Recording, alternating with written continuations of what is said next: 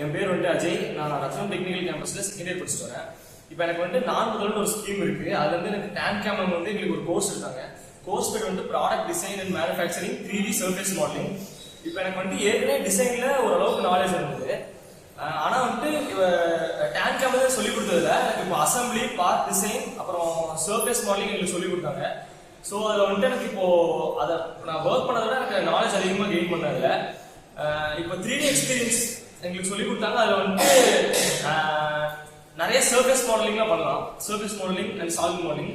அது மட்டும் இல்லாமல் எங்களுக்கு கொடுத்த டிசைன்ல போனட்டு பம்பே எனக்கு மோஸ்ட்லி எனக்கு தெரியாம இருந்தது. இப்போ அதுவே எனக்கு எதுக்கு யூஸ் ஆகுது அப்படின்னு தெரிஞ்சது. அது மட்டும் இல்லாமல் எங்களுக்கு ஒரு ப்ராஜெக்ட் கொடுத்தாங்க. அதில் ஒரு அசம்பிளி பண்ணுவோம்.